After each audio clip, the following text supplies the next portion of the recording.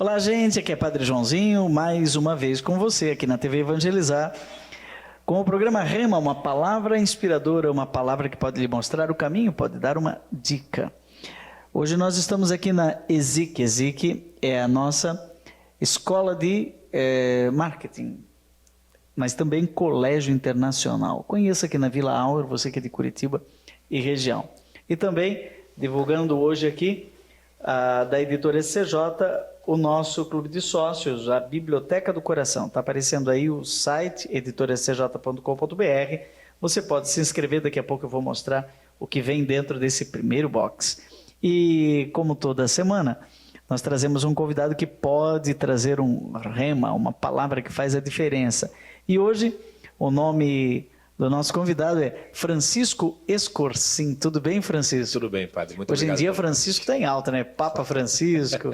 Estamos enfim, no São Francisco de Assis, né? E você é natural de Curitiba, não? Natural de Curitiba. Ah, você é bicho do Paraná. Bicho do Paraná. Né? E me disseram aqui que você é formado em Direito e Filosofia, Exato. Professor e escritor. Aqui em Curitiba mesmo? Aqui em Curitiba mesmo. Casado, solteiro? Casado, 2 filhos. Dois filhos. Um de 19, um de 13. Católico, evangélico, muçulmano, judeu? Católico desde sempre, desde a época de católico de IBGE, como se dizem, até se tornar um católico um pouquinho melhor. E praticante hoje. Isso. E a sua atuação profissional é no campo do direito, da filosofia, professor, escritor ou do tal do projeto Travessia? Tem tanta coisa para a gente falar, né? Para a gente conversar. Eu me formei primeiro em Direito, né? Me formei na década de 90 e trabalhei na área. Advogado? Como advogado em várias áreas. Trabalhei como assessor parlamentar. Com a AB, tudo certinho? Com a AB, com assessor do Ministério Público durante um bom tempo. Fiquei em torno de 10 anos mais ou menos, um pouquinho mais do que isso, trabalhando na área do direito. Quando então eu comecei a fazer uma espécie de, chama-se transição de carreira, né? Para um universo mais próximo de professor mesmo, da atuação. Mas na área do direito, professor, não? Não, na área que me interessava mais, sempre foi mais na parte de literatura e filosofia.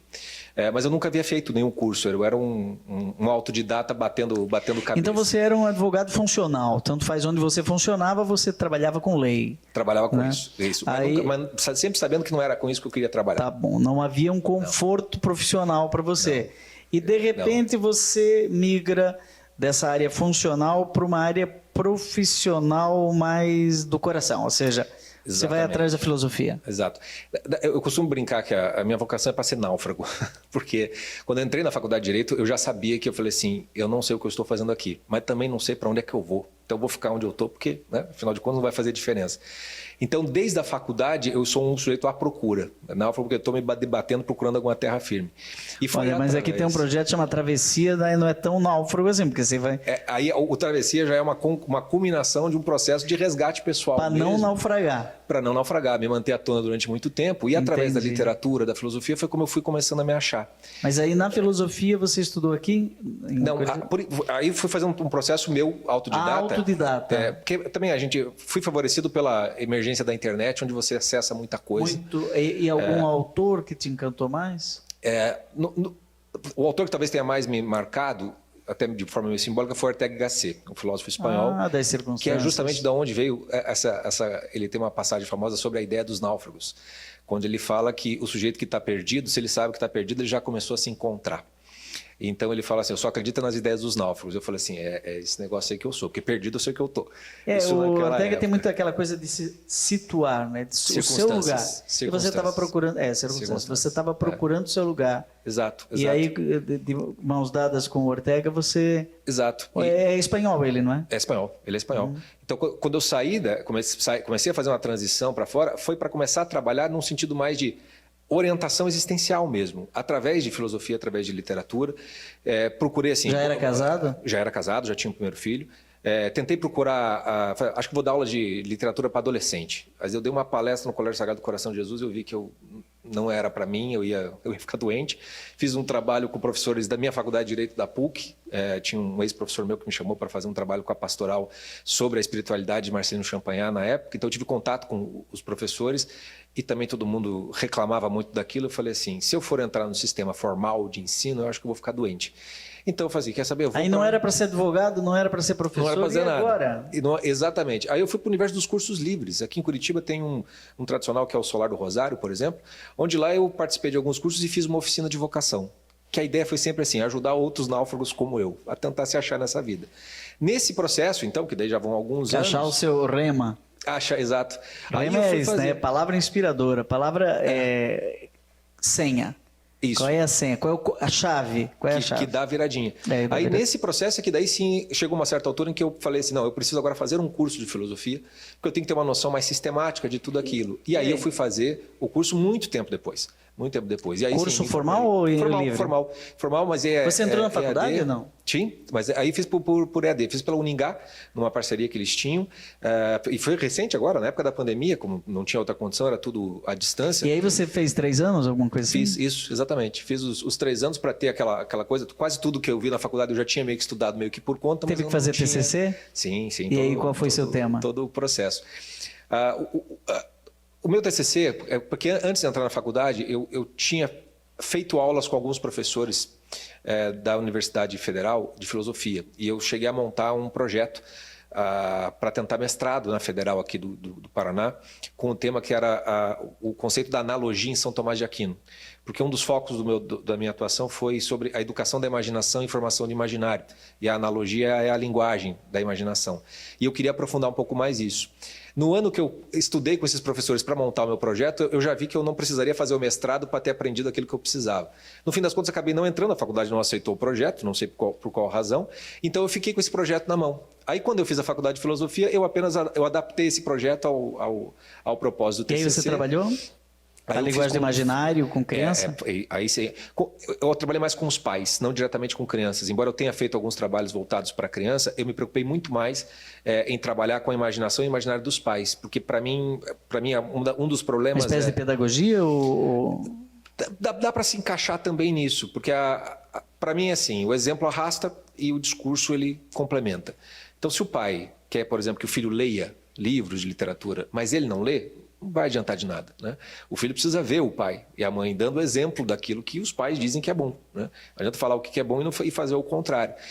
E uma preocupação minha também com os meus filhos, né? Uma desorientação muito grande dos pais com o sentido o que é bom e o que não é bom no mundo de hoje em dia, né? Com acesso a tantas coisas que as crianças têm. Então, o meu trabalho foi muito mais no foco de trabalhar com os pais para saber, bom, como é que eu lido com a dimensão de proteção, principalmente, do imaginário das crianças no mundo que está correndo hoje, mas também de alimentar o imaginário dos próprios pais, para que eles pudessem educar seus filhos de uma maneira melhor. O seu mestrado, a sua linha de pesquisa não foi aceita? Eu não sei, o mestrado ali na Federal ele tem várias etapas. A primeira delas é literalmente assim, os projetos são apresentados e depois é que vai para a fase de entrevista, prova. Nessa primeira fase eles não dão qualquer justificativa do porquê foi aceito ou não foi aceito. O projeto simplesmente não foi aceito na época. E ele foi feito, eu fiz, mas já com os avais dos professores que eu já tinha escolhido até como meus orientadores. Não foi aceito, a linha estava dentro, tinha os professores e a linha dentro da faculdade, mas não foi aceito. No fim das contas eu achei que foi um sinal de Deus também para mim, que talvez meu caminho fosse outro. Então eu continuei estudando meio que por conta e reaproveitei o projeto daí sim na faculdade. Mas o que é o imaginário? Ou como você disse, linguagem da imaginação? Quando a gente para pensar, o imaginário, vou usar aqui mais de analogias do que de conceitos. Quando a gente pensa em bicicletário, todo mundo tem facilidade para entender que bicicletário é o lugar onde a gente guarda as bicicletas. O imaginário é o lugar, né, no primeiro sentido dele, o lugar onde a gente guarda as imagens. Que imagens são essas? As imagens tanto da sua memória, como aquelas fabricadas pela sua imaginação. Porque memória e imaginação, elas são distintas, mas elas não estão separadas. Elas estão muito mais juntas e trabalhando juntas do que parece. Tanto é que quando a gente vê pela própria filosofia, Aristóteles chamava a faculdade da memória e imaginação de fantasia. A nossa capacidade de criar os fantasmas, que não é o fantasma no sentido de filme de terror, mas das imagens que a gente cria, daquilo que a gente vive, daquilo que a gente pode vir a viver. Você tem uma imagem disso guardada que forma o seu imaginário. Esse imaginário... Um repertório de imagens. Um repertório de imagens. Ou de fantasias. Ou de fantasias. Acontece que esse imaginário... Qual a diferença entre imagem e fantasia? Talvez imagem tem base na realidade, no objeto, fantasia você criou. O objeto o próprio objeto é imaginário. A fantasia ela é construída com imagens, né? Só que o termo fantasia, no sentido original de Aristóteles, a fantasia era uma faculdade, era a capacidade de criar imagens. Era a nossa faculdade que criava a imagem daquilo que testemunhou, daquilo que viveu, daquilo que pensou. Então a imagem seria o resultado do trabalho da fantasia como faculdade cognitiva. Eu sempre entendi que para Aristóteles a imagem é a forma do objeto. Isso. Então, isso. Dentro do ilemorfismo, essa filosofia aristotélica... Perfeito. E tomista também, né? Porque Tomás se baseia em Aristóteles, preponderantemente, Platão também, mas principalmente Aristóteles. O objeto é essa caneta. Perfeito. Agora ela não está aqui, mas a forma dela está aqui no meu imaginário. Isso. Então eu tenho uma imagem do objeto, eu tenho a forma do objeto na minha mente. A fantasia é como se fosse a impressora, fazendo a imagem. Ou é uma imagem da imagem. Também. Porque eu crio a partir de um fantasma, não tem objeto. Exato. Mas o que é o porveriscópio? Você já ouviu falar de porveriscópio? Acho que não. Não me recordo. Essa eu não conhecia. Porveriscópio é um objeto imaginário criado por Monteiro Lobato, ainda na infância, na juventude dele, para brincar durante o tempo dele de faculdade, sei lá o quê. Era tipo um objeto, uma luneta, onde você olha e vê o futuro. Perfeito. Né?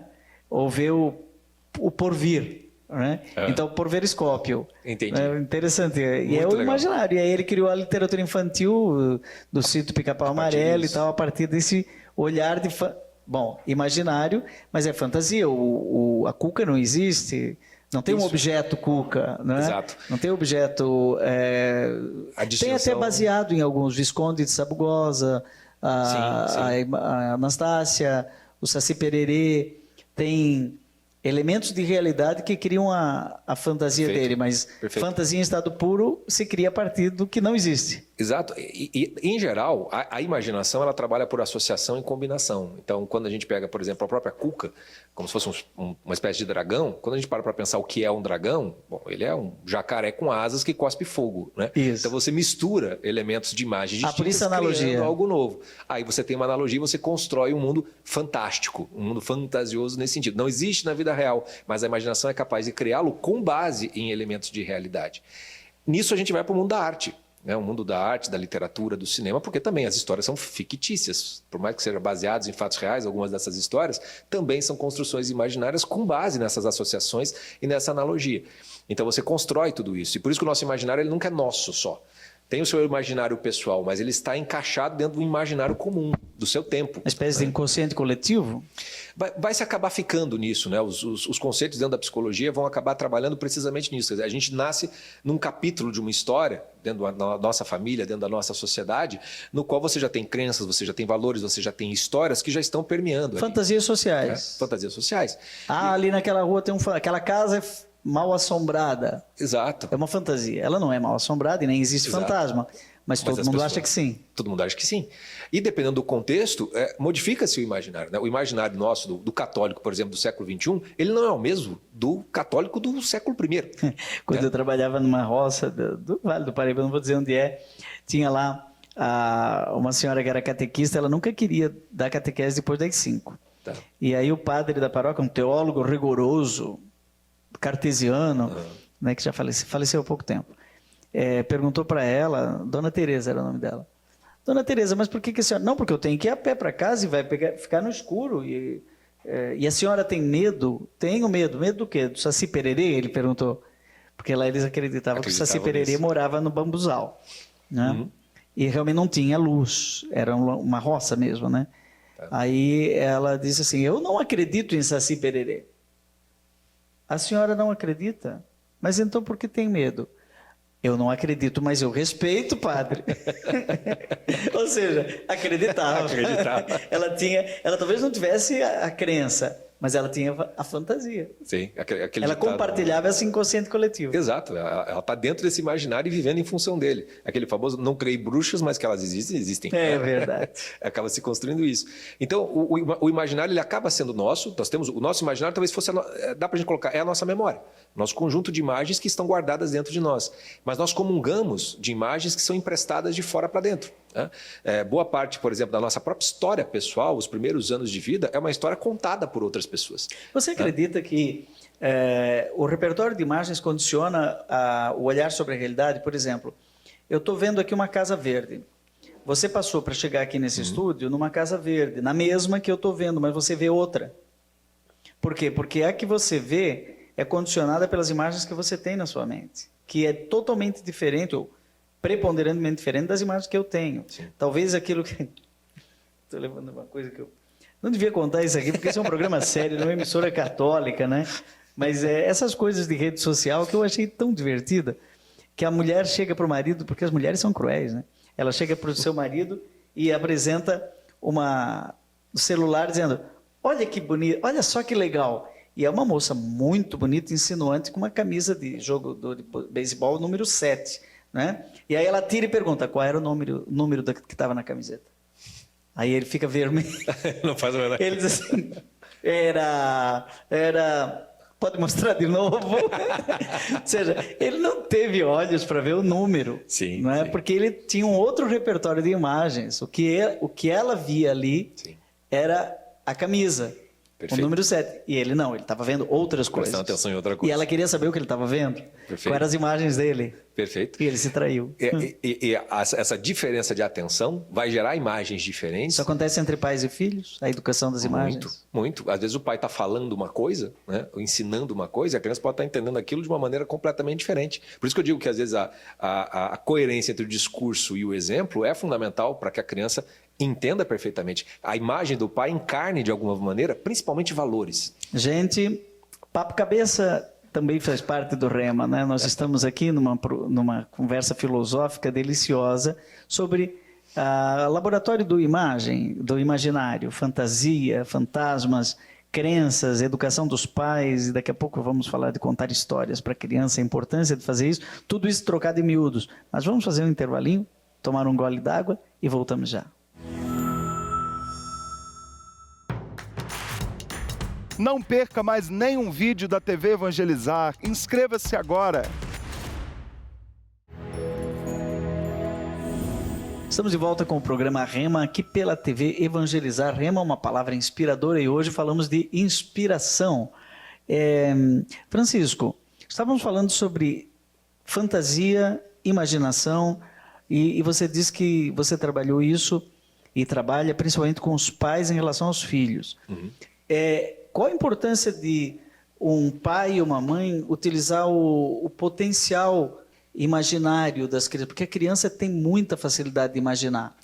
Para ela, se você diz assim, aqui está um elefante, não tem nada, tem aqui uma caixa de papelão, e você diz, o elefante tem uma tromba, e essa tromba está mexendo, a criança está vendo um elefante. Uhum. Né? E como é que os pais, dá dicas práticas, né? Perfeito. Podem acertar ou errar, né? Sim. Deixar o filho à mercê de uma racionalidade, só o 1 é 1, o 2 é 2. Sim. Isso não é um elefante, meu filho, isso é uma caixa de papelão. Perfeito. Como é que é esse jogo do imaginário? Acho que a primeira coisa que é preciso, talvez até para os pais ficarem mais tranquilos, a criança vive no mundo da imaginação. Durante um bom tempo da sua vida. Até da fantasia. Da fantasia. Ela não tem outro recurso. Ela não tem experiência de vida, portanto, ela não tem muitas imagens na memória. Todas as imagens vão se imprimindo dentro dela. Né? E ela vai tendo que trabalhar muito com a imaginação. É um perigo. E ao mesmo Porque tempo se ele está preso no quarto, num joguinho eletrônico, exato, ele é uma parabólica que está absorvendo aquele repertório de imagens. Exato. Por isso que hoje, no mundo que nós vivemos hoje, é um mundo com uma inflação de imagens muito grande. Por isso que eu digo assim... Pode dar uma diarreia. A educação da imaginação de crianças hoje, de imaginário, tem que ser uma defesa do imaginário deles. A escola não está preocupada com isso. É muito difícil, muito difícil. Em casa também é difícil. Mas, por exemplo, eu gosto de dar o exemplo do Papai Noel para as crianças. Porque, em geral, a gente alimenta aquela fantasia... Que não é uma mentira. Noel, que não é uma mentira. É uma fantasia. Cuidado, hein? Exato. Ele falou fantasia, imagem, ficção, mentira é outro papo. É outra conversa. O Papai Noel, é uma figura assim, ele existe como esse símbolo, que vem no final do ano, que traz o presente e tudo mais. Durante uma boa parte da infância, a criança acredita que aquele Papai Noel existe de fato, né? Ela não diferencia o Papai Noel do pai dela, por exemplo. São duas pessoas reais na cabeça, no imaginário dela, né? Com o tempo, ela vai percebendo que não, E existe, obviamente, uma frustração nesse processo, né? De falar assim, poxa, estou sendo enganado aqui. Entra aí um dos papéis do pai de saber fazer essa transição, de saber fazer essa defesa do imaginário. Eu sempre brinco, eu sempre digo assim, você quer fazer o teu filho desacreditar em Papai Noel, contrate um Papai Noel para ir no dia de Natal levar presente. Vai ser rapidinho para ela perceber que isso aqui não é o Papai Noel que está aqui na minha frente. Mas faça diferente. Ela vai dizer, voa. Exato. E ele não vai voar. Eu, particularmente, quando criança, eu demorei muito mais tempo para descobrir sobre o coelhinho da Páscoa do que sobre o Papai Noel. Por quê? Porque eu não vi o coelhinho da Páscoa. Eu acordava e tinha os sinais do coelhinho na minha casa e eu tinha que procurar a cesta de ovos e tudo mais. Com os meus filhos, com o Papai Noel, eu fiz a mesma coisa. Então tá no dia de Natal, troca de presentes com a família, a gente sempre tem, né, bate a porta e tem um saco do Papai Noel deixado ali, as crianças saem correndo para tentar pegar pela escada, ele veio, e leva muito mais tempo. O que eu estou fazendo com isso, né? Qual é a ideia? É preservar essa vida da imaginação, esse imaginário que é uma necessidade para a construção da personalidade moral daquela criança. Porque o senhor tinha me falado disso, né? Quer dizer, o imaginário ele vai condicionar uma visão de mundo. E essa visão de mundo ela vai estar carregada de crenças e valores que estão encarnadas em imagens. A imagem do Papai Noel, por exemplo, é uma imagem de meritocracia, muitas vezes. Pelo menos era assim antigamente, hoje em dia se perdeu muito. Antigamente, menino bom que recebia presente do Papai Noel, né? Era assim que os pais faziam. Né? Você não está se comportando, vou falar para o Papai Noel. Isso escreve a cartinha para o Papai Noel. Isso era uma forma de você educar moralmente a criança, que era boa por um lado e era ruim pelo outro lado, porque a criança ficou aprendendo que se ela se comportasse bem, ela vai merecer um prêmio. Ela não estava aprendendo que o bom comportamento era um prêmio em si mesmo. E isso traz uma série de problemas e frustrações, talvez até na vida adulta, que a criança, o sujeito nem se dá conta que ele... Por que eu acho que se eu estou fazendo tudo certo, eu tenho direito a ganhar alguma coisa com isso? Vem lá da infância dele. Vem lá porque com o Papai Noel ele foi aprendendo a ser assim. Quando tem as fábulas de Esopo ou de qualquer outra... La Fontaine, você tem a história, as imagens construídas... A moral da história. E vem a moral da história. Então, esse processo das fábulas é mais ou menos o processo da educação da imaginação das crianças. Primeiro a imagem, primeiro o lúdico, primeiro o simbólico, primeiro a história, a narrativa, e a partir disso você pode conduzir para uma moral, para a criança ir aprendendo. Daí vem a mitologia. Se a gente olhar para a criança, é a humanidade no seu começo. Todas as civilizações no seu início dependiam das suas mitologias, precisavam das suas histórias. Narrativas analógicas. Narrativas analógicas. E sempre é de origem da aquele criação labirinto, do mundo, tem um minotauro, exato. Que é o nosso interior complexo, Exato. onde eu encontro eu mesmo e que Exato. pode me devorar. Exato. Hoje em dia, a gente acha que a gente decifra os mitos, né? Mas, na verdade, a função dos mitos sempre foi nos decifrar. Né? Nós estamos impressos neles. Né? São os mitos que nos... Se eu quero entender alguma coisa que está se passando, parece que eu estou me sentindo o Teseu preso no labirinto do Minotauro. Eu falei assim, bom, então é o Teseu que está dizendo alguma coisa da sua própria vida, não é você que está entendendo. Porque os mitos, eles também se transformam em ritos. E aí, qual a relação entre o imaginário, os relatos fantasiosos, como, por exemplo, o Papai Noel, e depois o rito do presente, né? Parece que tem uma toda a imaginação traz em si uma celebração. Perfeito, perfeito. Já se transforma numa espécie de segundo passo, né? É como se aquela imagem estática ela ganhasse um movimento, né? E através daquele rito... E uma realidade. Exato. Porque ela se reapresenta, aquela fantasia, né? Pode não existir, o que também é um conceito Exato. Meio... que teríamos que discutir o que é ser e o que é existir. Isso, perfeito. Mas ela não existe, se bem que ela existe dentro de mim, na minha forma mente. Sim. Agora, no rito, ela acaba ganhando concretude, aquele pão é Cristo. Exatamente, exatamente. O processo da relação nossa com o lúdico, com o símbolo, etc. e tal, para poder chegar nesse ponto, né, da construção ritualística, o próprio dia de Natal, para a maioria das pessoas, ele tem um ritual muito próprio em que a gente não consegue não sair daquele... Por que a gente sempre faz tudo mais ou menos igual? Porque a gente precisa dessa reapresentação dessas imagens. É como se algo se reencarnasse quando a gente segue o rito daquelas imagens, daqueles símbolos. Você acha que isso teria alguma importância para a catequese católica? Mas total. Você já chegou a ter algum contato com catequistas ou o universo da catequese mistagógica que inicia as pessoas nos relatos da fé para que depois possam ser celebrados de maneira sacramental, por exemplo? De maneira formal, com catequistas, eu conheço muitos catequistas, alguns até são meus alunos, mas nunca de ter feito um trabalho específico dentro de catequese ou de formação dos catequistas. O que eu visualizei pela própria catequese dos meus filhos, né, com alguns catequistas sabendo muito bem usar essa dimensão, mas com o meu próprio filho também. Né? Porque a dimensão da catequese, se ela vai para o universo apenas da explicação ou do ensino, da racionalidade, do catecismo, ela está, de certo modo, construindo uma casa sem ter os alicerces. Né? Então, quer dizer, a primeira catequese é levar a criança diante do sacrário, ela tem que ficar diante da cruz de Cristo, ela tem que ter esse encontro. Então, eu me lembro do meu mais novo, que fez a primeira comunhão no ano passado, por exemplo, me lembro de conversar com ele, etc. e tal, e um dia a gente foi assistir aquele seriado The Chosen, né? que é um famoso ali.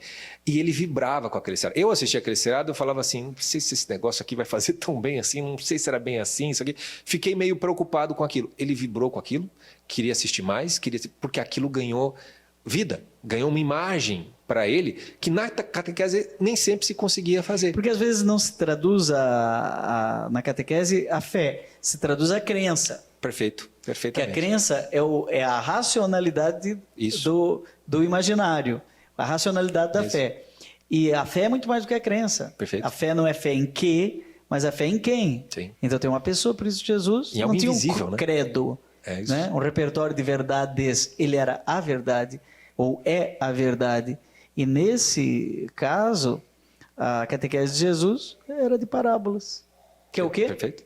E que as pessoas nem entendiam. As pessoas nem falam assim, ele explicava a parábola para os próprios apóstolos. Quando ele fala que eu sou o caminho, a verdade e a vida, eu falei assim, aí você tem então primeiro procurá-lo, o caminho é ele, achá-lo, a partir dele você tem a verdade. Né? Então a catequese ela passa do encontro com Jesus. E a teologia está até hoje procurando aprisionar todo esse imaginário numa teologia sistemática. Né? Exato. Eu sou teólogo sistemático. Mas aí vem uma pergunta minha para você, em relação a um pouco mais essa estrutura filosófica do que nós estamos falando, do imaginário, que é a intuição. Perfeito. Né? Como é que, Francisco, você vê, como é que funciona dentro dessa nossa caixa preta aqui, do nosso inconsciente, da black box, né?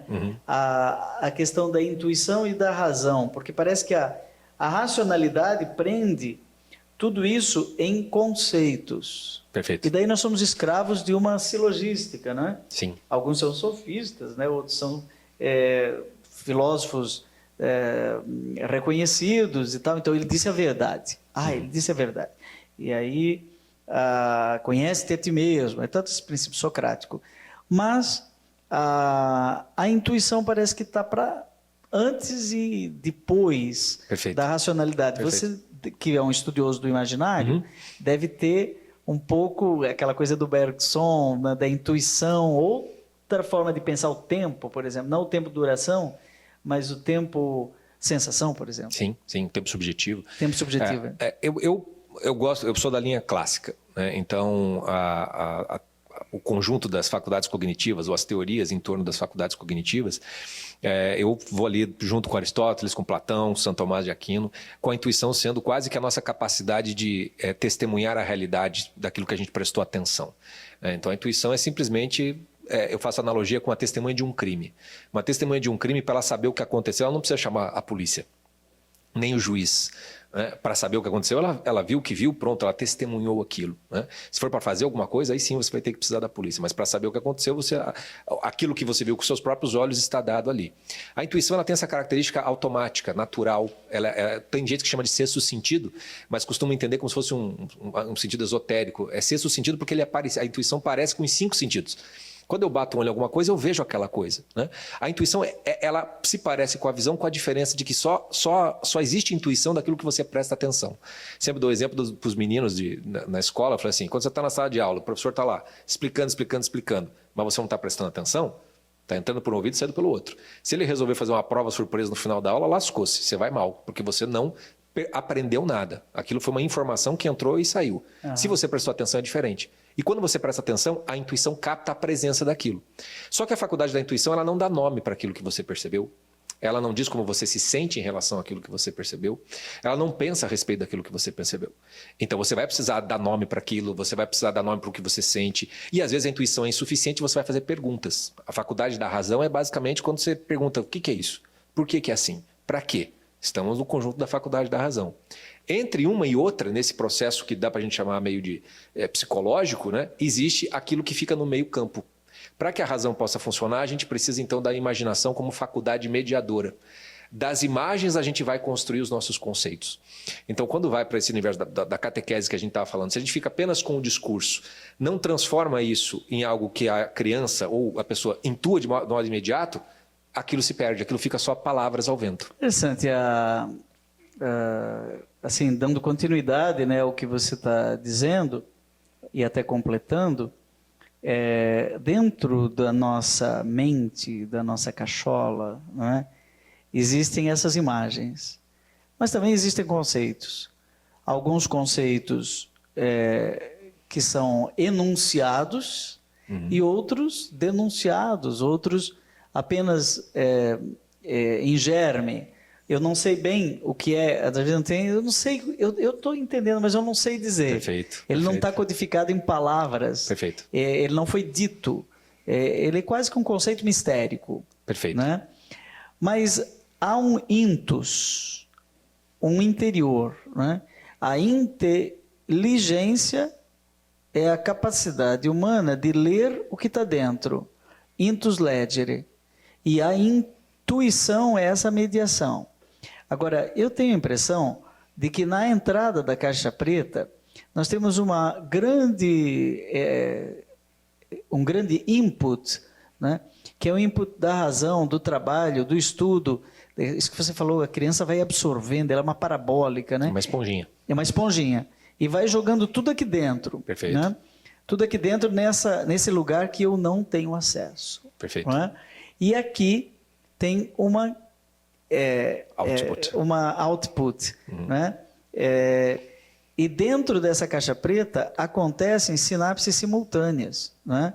Tudo tem a ver com tudo. Enquanto que aqui fora, no universo da razão, seja de um lado no input como no output, no universo da conclusão, daqui da preparação do estudo, doutorado, por exemplo, né? As sinapses são sucessivas. Então, fazer um doutorado é medíocre. Eu fiz 3. A né? coleta dos dados, né, das silogias. É um pouco mais do mesmo. É um trabalho inútil, Sim, praticamente, porque você estuda quase nada sobre quase tudo e quase tudo sobre quase nada. E, no final, você chega a uma conclusão. Agora, na hora que você joga tudo isso aqui dentro, sai uma nova canção. Perfeito. Ninguém nunca fez esta canção. Perfeito. Ninguém nunca pintou este quadro. Isso. Ou disse esta frase, ou falou as ideias movem o mundo, sei lá, alguma Perfeito. coisa. E aí você diz, opa, ele teve uma intuição. Algo aconteceu aí dentro. Né? Esse mecanismo é que cria a inovação. Sim, perfeito. Não é? Então Perfeito. nós podemos ter crianças educadas no laboratório do imaginário, que vão ser crianças criativas, vão fazer diferença, vão ser empreendedores, gente feliz. Ou podemos ter massa de manobra, que vai fazer um pouco mais do mesmo. Perfeito. Não é isso? Perfeito. Olha, me empolguei aqui, né? Eu sei que agora perfeito, o tá Francisco está aqui metabolizando todas essas ideias. Nós voltamos para o último bloco desse laboratório do imaginário aqui no programa Rema. Um intervalinho e voltamos já. Ei, lá no YouTube, dá um joinha lá, ó. E ao mesmo tempo, se inscrever. Vai lá. Será um grande prazer ter você como parte da família na rede social. Então voltamos para o último bloco do programa Rema, uma palavra intuitiva, né? Estávamos falando sobre razão e intuição e a importância de educar os filhos nesta faculdade intuitiva que vai gerar inovação, criatividade. Como que, dentro desses conceitos, um pai, uma mãe, como é que seriam dicas práticas? Você tem alunos desse, inclusive, tem um negócio aqui que eu não entendi o que é Projeto Travessia, e o outro 12 camadas de personalidade, né? Toda essa... Eu acho que você tem dicas práticas, tem muitos pais que estão dizendo, meu filho, ele está lá dentro do quarto jogando joguinho eletrônico, está toda hora no celular, não fala comigo. Quais seriam as dicas práticas para garantir que seu filho vai ser um filho criativo e não vai ser alguém educado por outro pai que ele nem sabe quem é?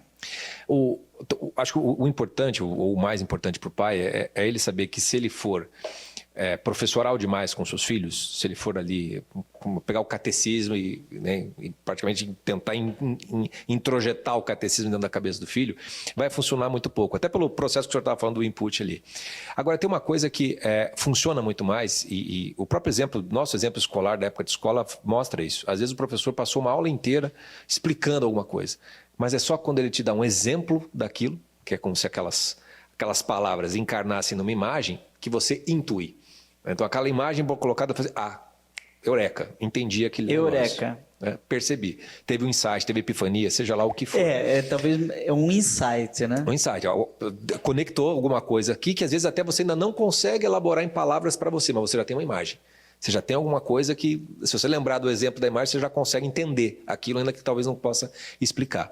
Então, com os filhos, principalmente, quanto menores, mais necessário se faz o uso dos exemplos e das imagens para poder conversar. Daí vem o repertório dos pais. Por isso que eu digo que o imaginário dos pais, o repertório dos pais, ele é importante. Né? Faz parte da educação dos filhos. Faz parte da educação dos filhos. Contar uma historinha? Contar uma historinha. Sabe, isso você está me falando.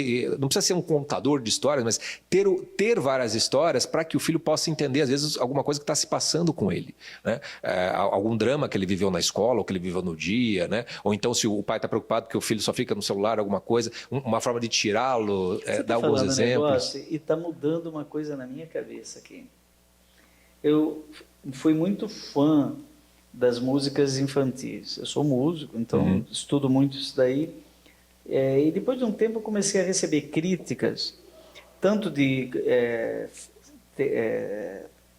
desenho animado, Pica-Pau, né, Tom e Jerry, como muito violentos. Então, mas eu amava ficar na TV, eu sou dessa época. Dessa época, né? Zorro, sim. Né, dos filmes de Apache, e, enfim, todas essas coisas. Vila Sésamo, né? E eu comecei a criticar as músicas infantis. Dó, nana, neném, que a cuca vem pegar. Eu falei assim, nossa, mas que coisa horrível. Só que tem um humor imaginário por trás disso que talvez não seja terrorista. Sim, sim.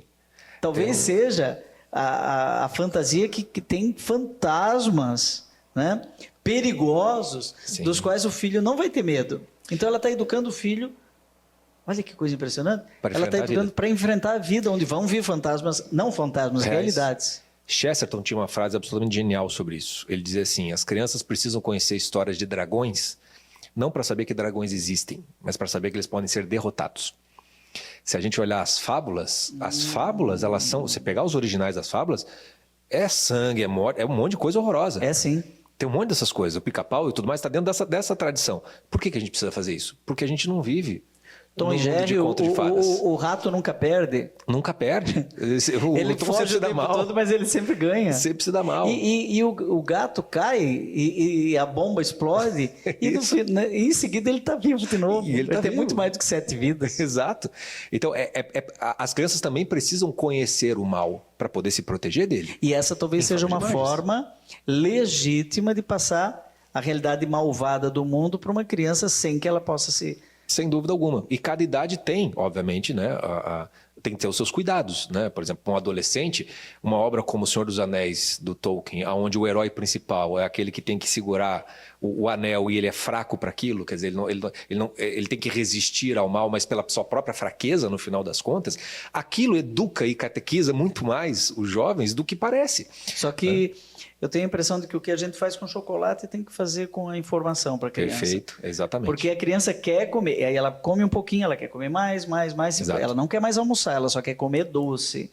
Exato. Então os pais precisam de uma certa crueldade pedagógica, para a criança é cruel, né? Sim. Eu quero... Você tem que educar o limite. Limite. Tem. E hoje talvez o chocolate seja o celular. Com toda certeza. É o celular, é o videogame, a quantidade de... Eu vejo pela minha época. A minha época a gente sentia tédio. Hoje em dia as crianças sentem, como é que se diz quando você enjoa? Elas ficam enjoadas das coisas, elas não sentem tédio. Elas têm tanta coisa à disposição que elas ficam enjoadas como se tivesse, sei lá, tomado uma lata de leite condensado. A primeira colherada vai, depois aquilo desce muito mal. Elas não têm a experiência do tédio. E o tédio, ele é um fermento para a criatividade, né? Aquela coisa do cabeça vazia, oficina do demônio. Assim, não é só o do demônio, também é da criatividade das boas coisas, né? Então, a proteção da inteligência das crianças e do imaginário delas pelos pais passa por saber limitar, botar esses limites a esse conjunto de imagens que elas recebem o tempo todo e a gente não consegue evitar de maneira alguma. Sem cair no erro oposto de você construir, deixar o seu filho num conjunto de imaginário que literalmente já não conversa com o imaginário do meio. Eu sempre digo para os pais que querem proteger demais os filhos que se o seu teu filho não tem contato nenhum com o que está acontecendo no mundo, em algum momento ele vai entrar numa faculdade. Em algum momento ele vai entrar num emprego e ele vai estar em contato com pessoas que ele não faz a menor ideia quem são, porque pensam daquela maneira de um jeito muito diferente do dele. E ele não tem anticorpo para lidar com aquilo. Homeschooling. Que é um dos problemas. Dependendo, é bom, mas tem que saber que tem que ir para o mundo. Voltando a essa questão do... Antes que eu esqueça, vou abrir um parênteses. Eu fiz doutorado em educação na USP, né? Na linha de filosofia da educação. E nós tínhamos lá um laboratório de imaginário. Na USP, eu não sei se ainda hoje, não é? Mas há toda uma linha de pesquisa na FEUSP, na Faculdade de Educação, só sobre, ele chama lá Laboratório do Imaginário. Mas, fechando parênteses, voltando ao celular, existe uma possibilidade de eu viver da imagem do outro. Como é que seria isso? A imagem está fora de mim, ao invés de eu produzir e exercitar as imagens internas, né? A imagem já está pronta aqui na tela. Então, eu escutei dizer que o perverso de uma criança ficar o tempo inteiro na telinha é que a imagem não está nela, mas está no dispositivo. Sim. Então ela está sendo desimaginada. Sim. E aí ela vai se tornando uma reprodutora de imagem que já tem ali. Exato. E por isso que países como a Noruega estão proibindo o uso de celular para crianças abaixo de 12 anos. 12 anos. Como questão de saúde pública. De saúde pública. É provável que a gente chegue em algum momento a perceber isso.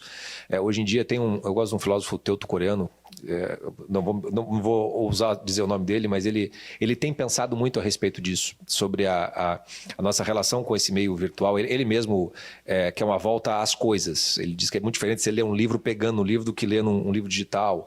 A música, você ter o disco ou a fita, enfim, qualquer coisa que valha. E ele vai falando sobre a nossa relação tátil com as coisas.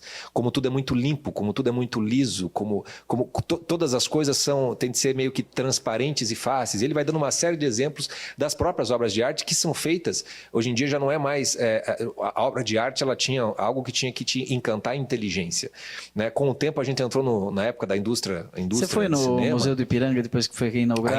Ainda não. Vai. É uma das coisas que eu quero ir. Vá. Se você não foi, vá.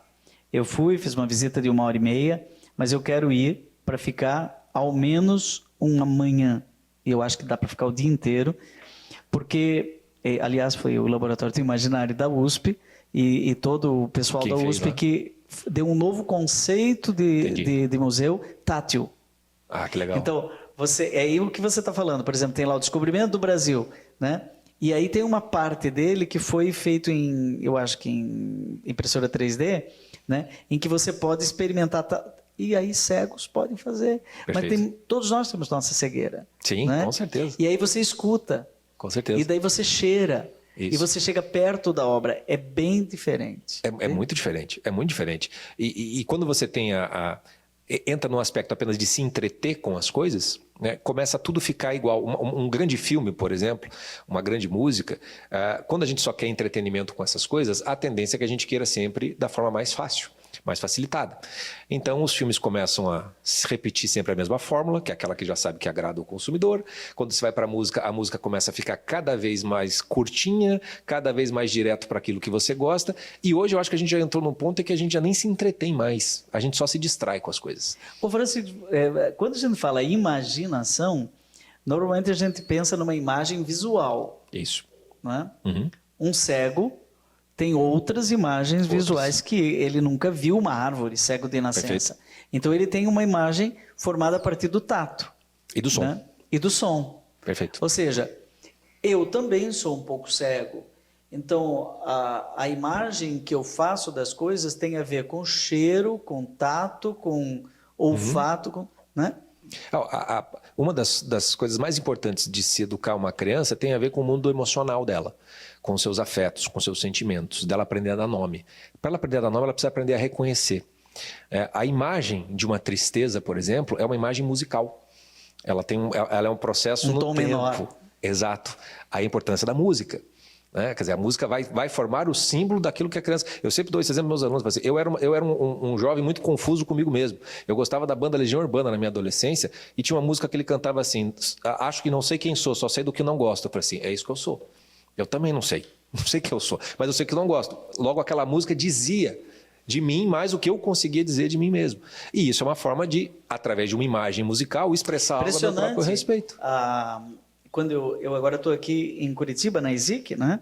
E quando eu era estudante aqui, seminarista, na década de 80, aqui do lado, na Santuário Santa Rita de Cássia, o pároco era o padre Geraldinho Dantas, que depois se tornou bispo no Maranhão. E lá ele faleceu numa idade bastante avançada.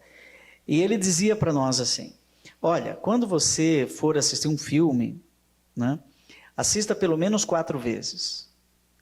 E ele dizia como? Perfeito. Primeiro você vai para se entreter com a história. Depois, na segunda vez, você já sabe a história. Provavelmente você não vai saber, não vai se interessar pela história. Mas tenta ver a imagem, o movimento de câmera, o cenário, as roupas. Porque quando você está prestando atenção na história, você não está prestando atenção na imagem. Agora, depois você vai e escuta só a música. Né? Depois você vai e tenta tirar uma lição de vida para aquilo lá. Perfeito. 4 vezes. Olha, teve filme que eu assisti 4 vezes, eram 4 filmes. 4 filmes diferentes. E se assistir mais uma vez agora, já vai ser outro. Porque como um livro que você lê, que quando chega no final, o início certeza. tem outro sentido. Com toda certeza. É impossível você escutar uma música que você gosta uma vez só. A música é um bom exemplo de como é que a gente deveria lidar com as obras de arte. Quer dizer, elas foram feitas para serem relidas, para serem revistas. Quando interessante, eu falei do Tom e Jerry, a trilha sonora é com orquestra sinfônica, Sim. as mais antigas, né? Sim. E gravado num grande cenário. E aquela trilha sonora, se você tirar, perde boa parte da imagem. Porque a pessoa, o negócio está subindo numa escada, então... E aí não aparece mais imagem, aparece só o céu. Sim, sim. Você não vê nada, é só um céu. Mas aí a música vai assim... Bum! Não teve imagem nenhuma. Sim. Mas você sabe que ele caiu e se esborrachou. Conduziu a história. E você ri só por causa do som. Sim. O som criou uma imagem. Exatamente, exatamente. E é preciso a gente se encantar com essas coisas e guardá-las, né? Os pais, às vezes, como é que eu faço para educar minha imaginação? Eu falo assim, aprenda com o seu filho. Por quê? Porque a criança, quando ela gosta de alguma coisa, ela nunca fica uma vez só. Se ela assiste um desenho animado, ela vai pedir de novo, de novo, de novo, de novo. Por que a criança faz isso? Que coisa mais chata, já viu 300 vezes. Porque ela está fazendo algo que é o que a gente desaprendeu, que é decorar. Decorar é guardar no coração. Ela está guardando aquilo. Ela está aprendendo a contemplar as coisas, que é sempre um revisitar daquilo que... Recordar é voltar ao coração. É diferente de só decorar para passar na prova, que é aquilo que é memória curta, esquecida. A criança, ela nos ensina como é que a gente guarda as coisas no coração. Aquilo que ela gosta, ela não tem, o tempo não está passando para ela. Ela só quer ficar em contato com aquilo o tempo todo, o tempo todo, o tempo todo. Então os pais precisam se reencantar com as coisas. É preciso voltar a ser criança para poder educar o seu imaginário e poder... Mas por isso Jesus tenha dito que para entrar no céu tem que ser criança. Ser criança. Né? E por isso que usava parábolas. Usava parábolas. Porque é trágico quando ser adulto significa ter adulterado essa faculdade fantástica de ter fantasia, de ter imaginação, de poder criar o que não existe, né? Mas existe na minha imaginação. Sim, perfeito. Né? Exato. Então é o balão mágico, é o super-herói. E em geral a gente nunca esquece as coisas da nossa infância, né? Elas são, eu falo para meus alunos assim, estão com 30, 40 anos, eles acham, na minha época que era melhor. Eu falei assim, você que parou no tempo. Você só sabe aproveitar as coisas da tua época. Porque E naquela aqui tem um época elemento do humor, né, Francisco? Também, muito. Porque a fantasia, ela vem logo com esse essa caráter abertura. lúdico, né? Exato, com essa abertura. E Deus brinca. É o tema de um artigo do meu orientador de doutorado, né? Deus Ludens. Deus Ludens. Que, na verdade, era um medievalista, especialista, tradutor de Santo Tomás de Aquino no Brasil. E Santo Tomás de Aquino defende essa ideia de que Deus brinca. Né? E toda a narrativa de Gênesis 1, o Gênesis 2, é uma grande brincadeira cósmica, né? De Deus criando. E aquilo é um poema, um grande poema. A Bíblia é um livro de fantasias. Sim, perfeito. E verdadeiras. Perfeito. Aqui talvez a gente pudesse fazer um outro programa, numa vez, aí, ó, já coloque no seu radar, sobre essa escadinha que você colocou aqui hoje, né? É um programa para poucas pessoas. Eu acho que muita gente pensou, esses dois birutas estão aí falando coisas que eu não entendo, mas olha, é coisa muito séria. Você colocou imaginação, fantasia, ficção, né? Sim. Até ficção, mas depois tem a mentira. Né? Hoje nós temos as fake news. Como que a gente poderia usar todo esse potencial da imaginação para não cair na fantasia perversa, Sim. que seria a mentira? Olha, está chegando o nosso final do Deus te abençoe aí nessa Amém. formação do imaginário. Muito obrigado, né? Padre. Muito obrigado. E talvez vamos ter que ter um outro tempo para falar do Projeto Travessia e dessas tais 12 camadas da personalidade. Então, nós só temos 40 segundos, né? Não dá para passar as 12. Mas é apenas uma teoria tentando organizar várias teorias da personalidade numa imagem única do ser humano. Que um dos problemas da psicologia é que a gente faz igual a criança, pega a tromba do elefante e acha que o elefante é só a tromba. Pega a sua perna, acha que e o ser humano hoje em dia virou isso. Fleumático, Exato. melancólico, então, a ideia é só 12 camadas, vamos juntar todas e vamos ver que imagem do ser humano. Enneagrama, 9. Então você já deu 12. Exato. Você vai juntando essas partes e fala, que imagem nós temos? Dá um programa inteirinho só sobre as 12 camadas da personalidade. Perfeito. Obrigado, Francisco. Eu que agradeço. Gente, Padre Reginaldo, agora é com você aí na sua experiência de Deus. Vamos para o céu. E na semana que vem a gente volta com mais programa Rema.